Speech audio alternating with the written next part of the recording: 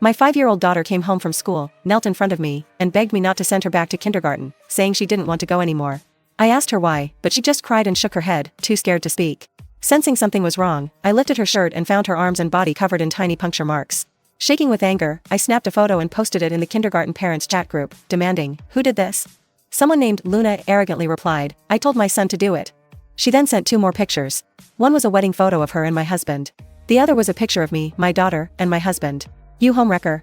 You dared steal my husband and have an illegitimate child? It's a miracle I didn't have my son beat that brat to death."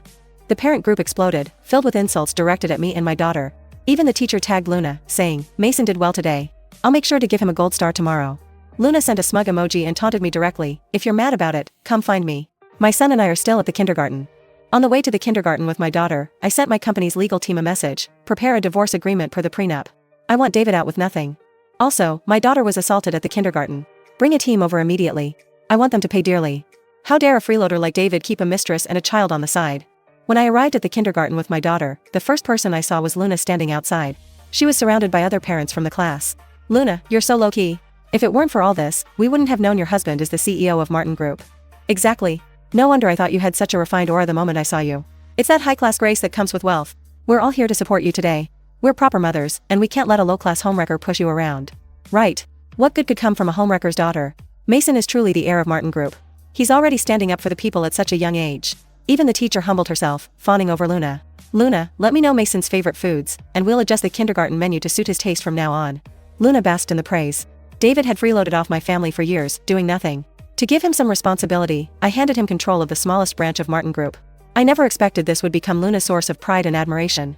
As soon as they saw me, the parents who had been flattering her just moments ago immediately frowned, looking at me with disgust. It was as if I were something filthy and repulsive. The teacher walked up to me, her face cold, and said, "Ms. Walker, I've been instructed by the principal to inform you that Emily is expelled, effective immediately." I glared at her and asked coldly, "My daughter was attacked. Instead of seeking justice for her, you're expelling her." The teacher responded indifferently, "This is an elite kindergarten. The children who come here all come from wealthy or noble families. A child born from a homewrecker like you staying here would only damage our reputation." My expression darkened as I warned her coldly, "I suggest you investigate who the real homewrecker and illegitimate child are before speaking." Just as I finished speaking, Luna stormed over to me. She slapped me hard across the face. "How dare a filthy homewrecker like you flaunt yourself in front of me? Did you really think having a bastard child would let you take my place as Mrs. Jones?" The sudden slap left me stunned. The other parents began mocking me, pointing fingers. "You look decent, so why stoop to being a mistress and having a child?" Some people pretend to be innocent. The moment they see a rich man, they go wild, desperate to spread their legs. Mistresses are the shame of all women, and their kids are even worse. The insults and accusations attracted more bystanders, who started pointing at me. Some even took out their phones to take pictures and videos, and spat at me. I took off my $1,000,000 coat and tossed it into the trash. Then I turned to face Luna directly. "First, you told your son to bully my daughter, and now you're hitting me in public. Who gave you the audacity to act so lawlessly?" Luna arrogantly replied, "It's only right for a wife to slap a mistress. Besides, I'm the wife of the Martin Group CEO. Beating you and your filthy daughter is nothing. I could even take your lives, and it wouldn't matter." The other parents chimed in, "If you hadn't been a mistress, Luna wouldn't have hit you. You brought this on yourself. You're just a filthy mistress. Instead of keeping your head down, you're out here provoking us. Getting slapped is the least of what you deserve. Yeah, you've got a taste for being a tramp, huh? Who are you pretending to be the innocent victim for? We're not like those men blinded by lust." Even the bystanders joined in on the insults. Each insult was more vicious than the last. This only emboldened Luna. She glared at my car behind me, eyes blazing with anger. "You filthy woman, spending my husband's money like it's nothing. How dare you drive a Rolls-Royce? A cheap mistress like you doesn't deserve this car. I hate mistresses more than anything. Every mistress on earth should die." As she spoke, she pulled out a key and scratched large letters across my car's surface. "Mistresses must die." I glanced at the glaring words and said coldly, "You'll soon realize how ironic those words are." Hearing this, Luna flew into a rage. "You filthy woman. Living off my husband's money and acting all high and mighty. Today, I'll make sure you pay back every penny you've taken from him." She picked up a brick from the sidewalk and started smashing my car with all her strength. She didn't spare anything. The windows, headlights, and the hood. Everything was attacked. Seeing this, the other parents were energized. They picked up whatever they could find and joined in on the rampage, smashing my car with enthusiasm. After breaking the windows, they climbed inside, slashing at the seats and tearing apart the interior. The once pristine luxury car was quickly reduced to a heap of scrap metal.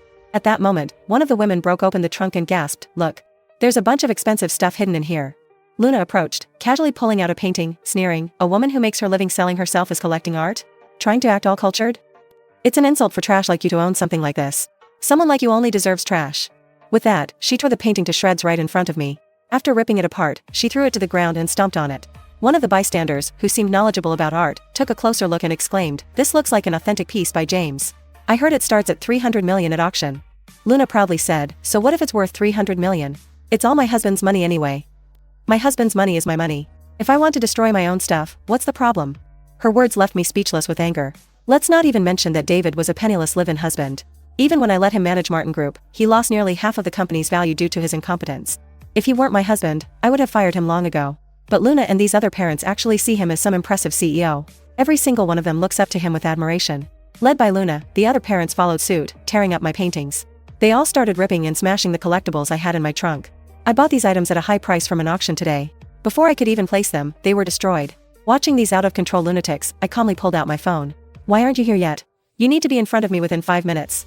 Before I even got a response, one of the parents snatched my phone and smashed it to the ground. "Trying to call for help? Where do you get the nerve? Are you pretending to be someone important, huh? She's probably calling one of her clients to put on a show for us. Ha ha ha." The parents laughed even louder, openly mocking me. I stared at my shattered phone on the ground and said coldly, "I hope you'll still be laughing this hard in a few minutes."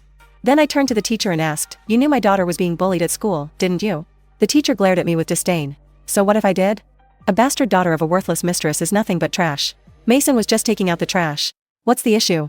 Hearing this, the parents present started clapping and cheering. "That's why you're the teacher. You handle things so fairly and directly." "Exactly, this is an elite school. Not just anyone can come here. Why does a mistress daughter need an education? You should just teach her how to seduce men like you did. Who knows, maybe she'll be even better at it and land a richer guy." Luna got even bolder. "See that? This is what happens when you're a mistress. You and your daughter are destined to live at the bottom of society, hated by everyone." The scene was filled with insults directed at me, and the bystanders joined in with their jeers. The more they cursed at me, the wider Luna smiled. The teacher seized the moment to flatter Luna. "Mrs. Jones, the principal said if this situation is resolved to your satisfaction, he hopes you can do us a favor. You know we're planning to expand the school, and all the land around here belongs to Martin Group. What do you think?"